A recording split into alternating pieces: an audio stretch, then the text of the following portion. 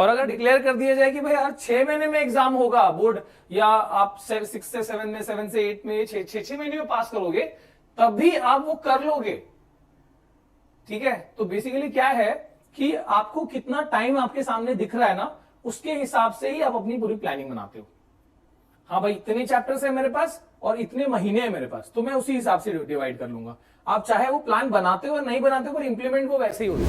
हे guys, welcome back. मैं हूं संजीव पांडे, आप देख रहे हो एड्यूहैब। और यहां पर ये जो टॉपिक है, इसके ऊपर कई सारी वीडियोस आपने देखी होगी यूट्यूब पर, या तो आपने सुना होगा कि भाई एक ऐसा दोस्त होता है जो हमेशा ना मतलब 1 घंटा पढ़ेगा, या ऐसा लगता है कि पढ़ाई करता भी है कि नहीं करता और उसके अच्छे मार्क्स आते हैं, है ना। तो हम सबका ऐसा एक दोस्त तो होता ही है। आप लोग कमेंट करके बताना आपका कोई ऐसा दोस्त था कि नहीं। तो ऐसा वो क्या चीज करता है, या नेचुरली उसके ऊपर ऐसी कौन सी चीज एक्ट हो रही होती है जो उसको खुद नहीं पता, और जिसकी वजह से उसके अच्छे मार्क्स आ रहे हैं। ठीक है, तो आज हम ऐसे 3 साइंटिफिक टूल या साइंटिफिक अप्रोच की बात करेंगे, और कैसे उसको इंप्लीमेंट किया जाता है अपने लाइफ में, अपनी पढ़ाई में, ये आपको बताने वाला हूं। सिर्फ एक चीज का आपको ध्यान रखना है कि वीडियो को कोई भी पार्ट स्किप नहीं करना है यहाँ पर। ठीक है, मैं ये नहीं बोलूंगा कि इतना मिनट स्किप करके यहाँ पर जाओ, बिकॉज ये जो भी बातें बताऊंगा ना, ये सब इंटरलिंक्ड होंगी।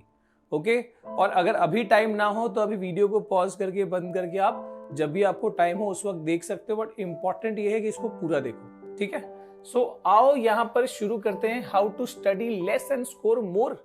क्या बात है। तो जो पहला साइंटिफिक टूल है, पहला साइंटिफिक अप्रोच जो है ना, ये आपने आप में से कई लोगों ने सुना होगा। ठीक है, दैट इज कॉल्ड पेरेटोज प्रिंसिपल, या फिर बहुत famously this is called 80-20 rule भी इसको कहा जाता है। ठीक है, 80-20 रूल। तो अब ये 80-20 रूल से क्या मतलब है, आपने सिविक्स में सुना होगा कि भाई 20% of the world's population carry 80% of the wealth. ठीक है, या फिर हमारे लाइफ में भी एक सिंपल सी चीज देखना कि आपका जो वार्डरोब होता है, आपका जो कपड़ों का सेक्शन होता है, उसमें से सिर्फ आप हर दिन जब कपड़ा सेलेक्ट करते हो ना, सिर्फ 20% कपड़े ही होते हैं जो आप पहन रहे होते हो, और उसमें से 80% कपड़े आप नहीं पहन रहे होते हो। मतलब 20% of the clothes we wear 80% of the time, मैं ये बोल रहा हूँ। ठीक है, तो ये जो है ना, ये हर जगह लागू होता है लाइफ में। आप कहीं भी इसको अप्लाई कर दो, लागू होता है। आपकी पढ़ाई में भी ये वैसे ही लागू होता है। ठीक है, कि अच्छा, इसको बायोलॉजी में भी जैसे है कि आप जब कोई सीड्स डाल रहे हो, ठीक है, कुछ बीज डाल रहे हो, तो उसमें से सिर्फ 20% सीड्स ही ऐसे होंगे जो 80% ऑफ द उससे जो क्रॉप्स निकलेगा या कुछ भी जो आउटपुट निकलेगा, 80% आउटपुट से निकलेगा। तो एक सिंपल सा मैं लाइन आपके लिए बता रहा हूं कि आपका जो 20% एफर्ट होता है ना, वो आपका 80% रिजल्ट लाता है। ठीक है, इसको चाहे पढ़ाई में अप्लाई करो या कहीं भी अप्लाई करो, पर हम फिलहाल अभी थोड़ा सा पढ़ाई के हिसाब से बात करें, तो उसी के अकॉर्डिंग अगर बोलें, तो आप जब भी पढ़ते हो या दिन भर में जितने भी घंटे पढ़ते हो, 1 घंटा पढ़ो या 8 घंटा पढ़ो या 4 घंटा पढ़ो, उससे फर्क नहीं पड़ता, पर आपका जितना भी आपने टाइम स्पेंड किया, उसमें से 20% टाइम जो स्पेंड किया है, उसमें ही 80% एफर्ट लगाए गए हैं, उससे ही रिजल्ट जो है 80% आते हैं। तो तुम मतलब ये सोच के अगर करो कि भाई नहीं, तो मैं सिर्फ 20% वाला ही जो टाइम है उतना ही लगाऊंगा और मेरे रिजल्ट फिर भी 80% आ जाएंगे, ये भी नहीं होता। ठीक है, उसको थोड़ा स्मार्टली करना पड़ता है। ऐसे लोग होते हैं ना, मैंने अभी बताया था कि हाँ, आप कम टाइम में ज्यादा रिजल्ट, ज्यादा अच्छा मार्क्स ला सकते हो कम टाइम की पढ़ाई में, लेकिन उसके लिए भी और बहुत सारी चीजें हैं जो आपको ध्यान में रखनी होंगी, और जो कि मैं आपको यहाँ पर बताता जाऊंगा। और दूसरा जो पढ़ाई से जुड़ा हुआ ये सेम रूल जो अप्लाई करते हो, तो ये भी होता है कि चाहे स्कूल एग्जाम हो, चाहे बोर्ड एग्जाम हो, या कोई भी एग्जाम हो, ठीक है, इसमें भी ऐसा ही देखा जाता है। वो एग्जामिनर को या पेपर सेट करने वाले को भी नहीं पता होता, बट ये नेचुरली ही ऐसे वर्क करता है कि वो एग्जामिनर नॉर्मली उसका ना उस पूरे किताब में से 20% वो ऐसा एरिया होता है, पूरे सभी चैप्टर्स का मिला भी दिया जाए तो 20% वो एरिया होता है जिसमें से वो अक्सर क्वेश्चन देता है। ठीक है, तो आप हमेशा इस चीज को ध्यान रखना। वो टीचर को भी नहीं पता होगा, लेकिन वो ऐसे ही अप्लाई होता है। तो आपने अगर इस चीज को सही तरीके से एनालाइज कर लिया, इस चीज को अपने अंदर उतार लिया, तो आप वो स्टडी कर सकते हो और फिर आप समझ सकते हो कि भाई कौन सा क्वेश्चन है जो एग्जैक्टली यहाँ पर आ सकता है, या कौन सी टॉपिक्स ऐसी हैं जिसको आपको एग्जैक्टली पढ़ना है, राइट? तो अब यहां पर मैं आपको उसको रिलेट करता हूं कुछ एग्जाम्पल से, ठीक है? जैसे अगर मैं स्कूल एग्जाम की बात करूं, बोर्ड एग्जाम के टाइम पे तो चलो बड़े स्केल पे होता है, स्कूल एग्जाम की बात करते हैं। सभी ने, आप लोग 8, 9, 10 के बच्चे, 8, 9 के बच्चे होंगे तो आप इसको रिलेट कर पाओगे। जो टीचर पढ़ाता है वो एग्जाम में वही पूछता है। मतलब टेक्स्ट बुक में तो बहुत सारी दुनिया भर की चीज दी होती है, पर जब टीचर कुछ पढ़ा रहा है ना तो आप पूरा नहीं पढ़ाता है, ठीक है? ऐसा नहीं कि वो A to Z, वो इफ एंड बट, इंट्रोडक्शन, पहेली भूजो ने क्या बोला, वो सब नहीं पढ़ाता है ना। तो वो जो चीज टीचर पढ़ा रहा है, जो आपकी नोटबुक में वो मेंशन करवा रहा है, तो अब चांसेस ये है कि वही वो एरिया है जिसमें से वो क्वेश्चन पूछता है। और दूसरी बात ये, टीचर पढ़ा रहा है और साथ में वो बोल रहा है कि this question is very important. जब वो बोल रहा है कि हाँ ये क्वेश्चन इंपॉर्टेंट है, पेपर सेट भी स्कूल लेवल पे तो वही करने वाला है, तो आप समझ लो कि ये उसका फेवरेट क्वेश्चन है जो वो मिस नहीं करेगा एग्जाम में देने के टाइम पे। बिकॉज एग्जाम में जो पेपर है वो 80 नंबर का या 100 नंबर का इतना ही दिया जा सकता है, जबकि कंटेंट तो भाई 1000 नंबर का, 1500 नंबर का, 2000 नंबर का कंटेंट है। तो वो इर्रेलेवेंट चीजें तो नहीं देगा, जो उसके दिमाग में लग रही है कि इर्रेलेवेंट है वो चीजें तो नहीं देगा। तो ऑब्वियसली वहां पर वो 20% वो सेक्शन होता है जहां से वो पेपर या आपके जो सवाल है वो आते हैं। तो ये फैक्ट को समझो पहले आप, ठीक है? लेकिन इसमें एक रिस्क भी है। रिस्क ये है कि आप सोचोगे फिर मेरे को खाली 20% पढ़ना ही है, ये इंपॉर्टेंट है, बस इंपॉर्टेंट वाला पढ़ लूंगा, बाकी मुझे पढ़ने की जरूरत ही नहीं है। पर ऐसा भी नहीं करना है। मतलब obviously we are here to gain knowledge. तो अगर आपके पास एग्जाम में अभी से बहुत समय है तो ऑब्वियसली आप क्या कर सकते हो, आप पहले वो अपना जोन डिफाइन कर लो कि भाई वो 20% जोन कौन सा है जिसको मैं अच्छे से पढ़ लूं। उसके बाद आप जाओ बाकी चीजें पढ़ लो, ठीक है? So it is very important to understand that zone, that area, कि भाई मेरे को इस वाले पार्ट को मिस नहीं करना है, इसको पहले पढ़ना है। अच्छा, इसके तरीके कई हो सकते हैं। जैसे एक सिंपल तरीका ये हो सकता है कि आप जब टेक्स्ट बुक रीड कर रहे हो फर्स्ट टाइम, जब किस चैप्टर को पढ़ रहे हो, ठीक है, और आपके टीचर ने पढ़ाया हुआ है, वो एरिया भी समझो आपने मार्क किया है या लिखा हुआ है, तो उससे आप टेक्स्ट बुक को एक ऐसा टेक्स्ट बुक में हाईलाइट करके, अंडरलाइन करके वो सारे एरियाज को आप पहले फिगर आउट कर लो या फिल्टर कर लो, जिसको जब भी रिवीजन कर रहे होगे तो वो लाइंस को बिल्कुल भी मिस नहीं करनी। ऑब्वियसली एग्जाम के टाइम पे जब आप रिवाइज करोगे तो 1 दिन का छुट्टी होगा, मैक्सिमम 3 दिन का, 4 दिन का छुट्टी होगा, तो 3-4 दिन में आप पूरे साल की पढ़ाई कैसे कर सकते हो? तो उस वक्त आपको वही 20% पढ़ाई करनी होती है रिवीजन के टाइम पे। और जो ये सक्सेसफुली कर पाता है बस वही चिल रहता है एग्जाम के टाइम पे और अच्छे मार्क्स भी लाता है, ना ही कोई प्रेशर आता है उसको, ठीक है? सो ये बात समझो आप कि आपका 20% एफर्ट आपका 80% रिजल्ट लाएगा। तो ज्यादा अगर 6 घंटा 8 घंटा भी पढ़ रहे हो तो जरूरी नहीं है कि वो सबका सब कन्वर्ट होगा। बट यस, अगर आप इफेक्टिवली पढ़ रहे हो, इफेक्टिवली अगर आप 2 घंटा 3 घंटा पढ़ रहे हो और स्मार्टली पढ़ रहे हो, कौन सी टॉपिक्स पढ़नी है, कौन सी टॉपिक्स नहीं पढ़नी है, ठीक है, ये चीज आपने अगर समझ ली तो भाई जरूर इसमें, ठीक है, ये चीज ऐड करेगी। अब देखो यहाँ पर और मैंने पॉइंट्स क्या बताई हैं, जैसे कि आपको इंप्लीमेंट कैसे करना है। नो योर एग्जैक्ट सिलेबस, ठीक है? अपने सिलेबस के बारे में, जो इस साल लेटेस्ट सिलेबस क्या है, जो आपको बताया गया है स्कूल के थ्रू या फिर बोर्ड्स के थ्रू, वो आपको एग्जैक्टली पता होना चाहिए, ठीक है? वो हमेशा आपके सामने होना चाहिए। उसके अकॉर्डिंग आप जो है अपना इंडेक्स में या अपने चैप्टर या टेक्स्ट बुक के अंदर हर चैप्टर में वो चीज मेंशन कर लो, क्या डिलीटेड है, क्या आने वाला है, वो एग्जैक्टली पता होना चाहिए। इसके अलावा लैंग्वेजेस में जो राइटिंग सेक्शन होता है उसका जो फॉर्मेट है, लेटर का, इनफॉर्मल, फॉर्मल लेटर का, ठीक है, वो सारा आपको पता होना चाहिए। तो मतलब अपना क्या हमारे एग्जाम में आने वाला है वो चीज आपको एग्जैक्टली पता होनी चाहिए, और क्योंकि आप उस चीज को एलिमिनेट कर सको जो बिल्कुल नहीं आने वाला, नहीं तो आप अपना अननेसेसरी टाइम उसमें स्पेंड कर रहे होगे, तो that is not smart obviously. अगला है check PYQ for important topics. अब बोर्ड एग्जाम की पॉइंट ऑफ व्यू से बात करें तो टीचर भले आपको स्कूल में पढ़ा रहा है पर पेपर तो कोई और सेट कर रहा है, तो उस केस में क्या करें? उस केस में PYQs देखो, प्रीवियस ईयर का पेपर देखो। आप 4 साल 5 साल का पेपर देखोगे, आपको समझ में आ जाएगा भाई चैप्टर में कौन सा एरिया है जिससे सवाल बनते ही है, और वो डिफाइंड रहता है, वो फिक्स रहता है। मतलब आप अगर समझो 20% नहीं फाइंड कर पाओगे ना, 30 से 40% तो आप पक्का ही फाइंड कर लोगे भाई ये टॉपिक्स हैं जिनमें से सवाल आते हैं। मतलब हर चैप्टर में पक्का होता है कि भाई ये वाले टॉपिक से क्वेश्चन आता है, इस वाले टॉपिक से क्वेश्चन आता है, ठीक है? तो वो आपको PYQ जो आप देखते हो, प्रीवियस ईयर का पेपर्स देखते हो, ठीक है, प्रीवियस 5 साल का भी देख लिया तो काफी है, अगर समय मिले तो 7 साल 10 साल में भी जाया जा सकता है, ठीक है, but again you can find that common area, ठीक है।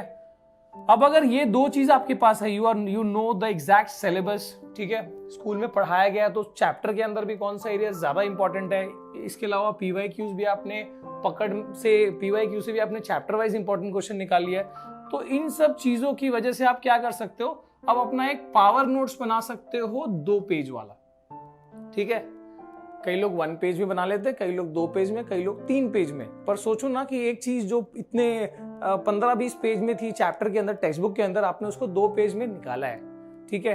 तो क्या चीज उसने जो वो शॉर्ट रिवीजन नोट्स बनता है, वो बनता ही कैसे है, ये वही इसी आइडिया पे बेस देना वो कि वो 20% एरिया आपने फाइंड आउट कर लिया है और उसको आपने बहुत ही सिंपल तरीके से एक वर्ड में हिंट के तरीके से आपने उसको में लिख दिया है। फ्लो चार्ट की फॉर्म में हो या माइंड मैप की फॉर्म में हो, आपने उसको वहां पर बना लिया है। इसके बाद है utilise your prime time for prime topics, ठीक है। ये बात याद रखें कि हम बात कर रहे हैं 80-20 रूल की, तो यहां पर आपका जो 20% जो प्रोडक्टिव टाइम होता है, जहां पर आपका दिमाग सबसे तेज दौड़ रहा होता है, ठीक है, तो वो वाला जो प्रोडक्टिव टाइम है, हर बंदे का प्राइम टाइम अलग होता है, किसी का दोपहर, किसी का शाम, किसी का रात, किसी का अर्ली मॉर्निंग, तो आप अपना प्राइम टाइम आइडेंटिफाई करो और उसमें प्राइम टॉपिक्स, यानी कि हो सकता है कि कोई ऐसा डिफिकल्ट टॉपिक हो या ऐसा अनइंटरेस्टिंग सब्जेक्ट हो, में भी कुछ भी हो सकता है, तो वो सारी चीजों को कवर करने के लिए अपने सबसे एनर्जेटिक टाइम का इस्तेमाल करो, ठीक है, ताकि आप वो 80-20 को और सेट कर सको अपने स्टडीज में। अगला है, so the next one is Parkinson's law. तो ये पार्किंसंस लॉ क्या कहता है, ठीक है, पहले एक लाइन समझ लो इसका। Work expands so as to fill the time available in its for its completion. तो मतलब ये है कि अगर आपके सपोज एक हाइपोथेटिकल केस अज्यूम करते हैं कि आपका एग्जाम मैंने डिक्लेयर किया या बोर्ड्स ने डिक्लेयर किया कि आपका एग्जाम 3 साल बाद, हर 3 साल में एग्जाम होगा, लेकिन बुक उतनी है, सिलेबस उतना ही होगा, तो पता क्या होगा, आप तब भी उतने ही मार्क्स लाया करोगे जो आप 1 साल में ला रहे हो, ट्रिपल नहीं आएगा, ठीक है। तो ये एक फैक्ट है, और अगर डिक्लेयर कर दिया जाए कि भाई हर 6 महीने में एग्जाम होगा बोर्ड, या आप 6 से 7 में, 7 से 8 में, 6 महीने में पास करोगे, तब भी आप वो कर लोगे, ठीक है। तो बेसिकली क्या है कि आपको कितना टाइम आपके सामने दिख रहा है ना, उसके हिसाब से ही आप अपनी पूरी प्लानिंग बनाते हो। हाँ भाई, इतने चैप्टर्स है मेरे पास और इतने महीने हैं मेरे पास, तो मैं उसी हिसाब से डिवाइड कर लूंगा। आप चाहे वो प्लान बनाते हो और नहीं बनाते हो, पर इंप्लीमेंट वो वैसे ही होता है, ठीक है। तो ये एक बहुत इंपॉर्टेंट एक साइंटिफिक कॉन्सेप्ट है जो आपको समझना होगा, इसको हजम करना होगा। आपने एक और एग्जांपल दे सकता हूं, जैसे कि ये नोटिस किया होगा कि जब नॉर्मल टाइम्स में आप पढ़ाई कर रहे होते हो तो उतनी स्पीड में नहीं पढ़ पाते, पर जब एग्जाम का टाइम होता है तो हम घोड़े से भी तेज पढ़ रहे होते हैं। होता है कि नहीं होता है ना, कि मतलब मेरे साथ तो होता है और कई बच्चों के साथ भी होता है। मैंने ऐसे, जब हमने ऑफलाइन पढ़ाते हैं तो हम देखते हैं उस चीज को। आप लोग भी मुझे बताना कमेंट करके कि भाई आपके साथ होता है कि नहीं होता है, कि एग्जाम के टाइम पे आपकी तेजी बहुत ज्यादा हो जाती है। क्यों होती है? क्योंकि मालूम है प्रेशर है, ठीक है, तो उस टाइम पे फिर ये चीज काम करती है। तो आप वो सिचुएशन, ऐसा वो जो पावर आवर का जो कॉन्सेप्ट है वो क्यों नहीं ला सकते अभी, इस वक्त जब 2 महीना, 3 महीना, 4 महीना आपके पास बचा हुआ है, आप इस चीज को अप्लाई कर सकते हो, ठीक है। तो बेसिकली इसमें क्या करना है आपको, पहले तो ये सोचना है कि सर क्या मैंने तो कुछ नहीं पढ़ा है, क्या 3 महीने मेरा सिलेबस पूरा हो पाएगा? बिल्कुल हो सकता है। अगर आप 9th में हो या 10th में हो या 8th में हो, ठीक है, या 11th-12th की बात कर लें एज सच, ठीक है, जितना चीज है वो ऐसा नहीं कि इतना बड़ा भंडार है कि हो ही नहीं सकता। जो हम पढ़ाई की बात कर रहे हैं उसमें तो आप ये चीज को बिलीव करना सीखो कि भाई इट्स पॉसिबल, ठीक है। ये चीज तो बिल्कुल पॉसिबल है कि आप 1 साल की पढ़ाई आप 3-4 महीने में कर सकते हो, पर वो 3-4 महीने भी इतना ज्यादा मेहनत करना होगा, इतना कंसिस्टेंट करना होगा, और जो पेरेटो रूल को भी ऐसे लगाना होगा, ठीक है, कि इतनी अच्छी प्लानिंग से करना होगा कि you will be able to do it, ठीक है। तो बेसिकली याद रखो कि आपके पास जितना भी टाइम है उस टाइम में चीजें की जा सकती है, ठीक है, क्योंकि दिमाग ऐसे ही बना हुआ है कि आपके पास उसके पास जितना टाइम होगा उस हिसाब से वो टास्क को स्ट्रेच कर लेगा या कंप्रेस कर लेगा। ओके, तो ये चीज को, इस पावर को बिल्कुल भी मिस ना करें। अब इसके लिए हम प्रैक्टिकली क्या कर सकते हैं सर? अभी के लिए क्या कर सकते हैं? Define your monthly study goals. Suppose आपका कोई सिलेबस पढ़ के नहीं हुआ है, तो आपके पास जो भी सब्जेक्ट्स है, math, science, SST, English, language 1, language 2, जो भी होगा आपका, तो उस हिसाब से आप क्या कर सकते हो कि उसकी लिस्ट बना लो। यार इतनी चैप्टर्स है, ठीक है, मेरे पास इतना टाइम बचा हुआ है, अब मुझे मंथली बेसिस पे कितना पढ़ना पड़ेगा। एग्जाम का 1 महीना छोड़ दो, उससे पहले का 1 महीना छोड़ दो, फिर भी आपके पास जो भी 2 महीना है, तो उस हिसाब से आप कैसे उसको पढ़ोगे, तो वो डिवाइड कर लो, हर दिन में कितना आ रहा है उस चीज को। So based on that monthly study goal, ठीक है, आप क्या कर सकते हो, अपना डेली, वीकली और डेली टाइम टेबल या प्लान बना सकते हो कि मैं इनको डेली बेसिस पे क्या क्या कवर करना। तो आपके पास पता होगा कि आज मुझे कितना, कौन सा एग्जैक्टली चैप्टर पढ़ना है, ठीक है, कल मुझे क्या पढ़ना है। तो दिमाग के पास जब वो टारगेट होता है ना, तो फिर वो अपने आप को उसको चैलेंज की तरह लेता है। वो लाइन खेले मैंने यहाँ पर लिखी हुई है, don't allot much time for 1 chapter. मतलब ये जो रूल है ना, ये जो लॉ है ना, यही कहता है कि भाई तुम बहुत पावरफुल हो और तुम इसको इतने से टाइम में कर सकते हो, ठीक है। बस ये है कि तुमको वो चीज अपने अंदर ले लेनी, अपने उसको एज अ चैलेंज एक्सेप्ट करना। देखो यहाँ पर, गिव योरसेल्फ 1 डे और 1 वीक चैलेंज, कि भाई मैं 1 हफ्ते में पूरा साइंस कंप्लीट करूंगा। Very much possible. आज के जमाने में जब आपका 1 शॉट वीडियोस ही 2-2.5 घंटे में पूरा एक चैप्टर मैं करा देता हूं, तो 1 हफ्ते में पूरा साइंस किया जा सकता है, क्यों नहीं कर सकते, ठीक है। बस ये है कि उसको प्रॉपरली प्लान करके और पूरा मगन होके, है ना, आसपास का डिस्ट्रैक्शन को छोड़ के, और जो आप कर रहे होगे ना, तो ये बहुत ही इफेक्टिवली काम करेगा, ठीक है। तो इस बात में मैं फिर से एक बात रिपीट कर देता हूं कि this is about your mental power, और उसको आपको रियलाइज करना है कि भाई मेरे पास जो भी टाइम है वो बहुत ही काफी है, इट इज नॉट लेस, और डरने की कोई जरूरत नहीं है। बी कॉन्फिडेंट और बस पढ़ना शुरू करो, लेकिन प्लानिंग के साथ। ओके, और फाइनली जो लास्ट टूल की मैं बात कर रहा था या अप्रोच की बात कर रहा था, वो ये है कि ये तो आपने सुना ही होगा, है ना, Rome was not built in a day, ठीक है। और मैं बात कर रहा हूं कंपाउंड इफेक्ट की, ठीक है। वैसे तो ये बहुत ही इन्वेस्टमेंट और शेयर मार्केट से जुड़ा हुआ, बहुत ज्यादा उससे जोड़ते हैं, पर ये अपनी लाइफ से भी जुड़ा हुआ है। ये बात को समझो आप, ठीक है। कोई भी बदलाव धीरे धीरे होता है, ठीक है। मतलब कोई, मान लो किसी ने डिसाइड किया, वो बहुत दुबला पतला है, वो जिम जाके वो बॉडी बनाना चाहता है, तो वो 1 दिन में बना सकता है क्या? वो कितनी भी कसरत कर ले, कुछ भी कर ले, 1 दिन में बॉडी तो बनेगी नहीं ना, उसको शेप लेने में समय लगेगा, है ना। तो वो जितना टाइम लगने वाला है उस चीज को उतना लगेगा, राइट। तो यहां पर भी जब आप पढ़ाई कर रहे हो, आप कंपेयर करो, मान लो फॉर एग्जांपल आप वही उसी दोस्त से कंपेयर करो जिसको ऐसा लग रहा है कि वो बिना पढ़े या कम पढ़ के उसके मार्क्स आते हैं, तो क्या वो 1 दिन में ऐसा हुआ होगा, या उसको भी कभी वो रियलाइज हुआ होगा, या शुरू से वो उस चीज को फॉलो कर रहा है। तो आपने जब अभी फॉलो करना शुरू किया, तो हो सकता है कि वो इस एग्जाम में उसका रिजल्ट ना दिखे, हो सकता है कि वो इस साल उसका रिजल्ट ना दिखे, पर अगर आप कंसिस्टेंटली उसको करते जा रहे हो, तो एक ना एक टाइम तो उसका इंपैक्ट तो होगा ही ना, ठीक है। आप देखो, ऐसा होगा कि आप हार जाते हो, हार गए, पर आपको हार माननी नहीं है, ठीक है। तो ये थोड़ा सा आपके वो अपने क्या बोलते हैं, अपने ताकत को बढ़ाने के लिए ये चीज आपको बहुत जरूरी है कि know the power of compound effect, ठीक है। जैसे अभी मान लो कि मैंने आपको बोला कि आप आज आपके पास 1 रुपया है और मुझे दे दो, मैं हर दिन उसका डबल करते जाऊंगा, तो 1 का 2 होगा, 2 का 4 होगा, 4 का 8 होगा, 8 का क्या होगा, 16 होगा। तो आप ये समझो कि वो that is a power of compounding, वो कितना ज्यादा होते जाएगा। उसी तरीके से आप जब मैथ्स के लिए, मान लो बहुत कमजोर हो मैथ्स में, आपने धीरे धीरे से एक इजी कॉन्सेप्ट से या फिर सिंपल टेबल से स्क्वायर पढ़ना शुरू किया, उसके बाद आप जब इंप्लीमेंट कर रहे हो और धीरे धीरे वो इंप्रूवमेंट आ रहा है, तो जब वो इंप्रूवमेंट आना शुरू होगा ना, तो क्या होगा ना कि वो सिर्फ वहीं पे आपको कॉन्फिडेंस नहीं बढ़ाएगा, वो बाकी सब्जेक्ट में बढ़ाएगा, ठीक है। तो एक्चुअली क्या होता है कि ये this is all the power of compounding, right. तो देख लो यहाँ पर क्या दिया है, कर्म करते जाओ अपना अपना, ठीक है। जरूरी नहीं कि एक ही दिन में एग्जाम और या 1 साल में आपका रिजल्ट आ जाए, आपको लंबी रेस का घोड़ा बनना, ठीक है। आपको लॉन्ग शॉट खेलना है।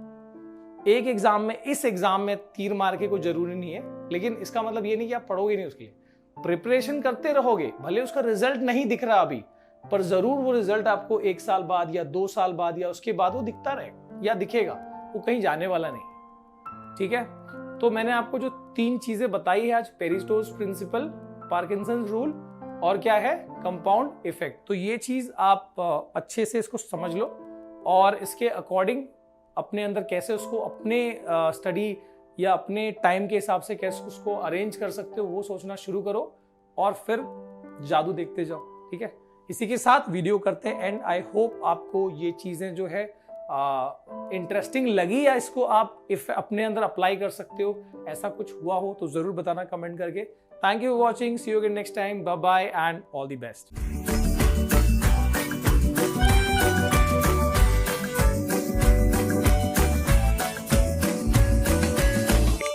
Download the app now.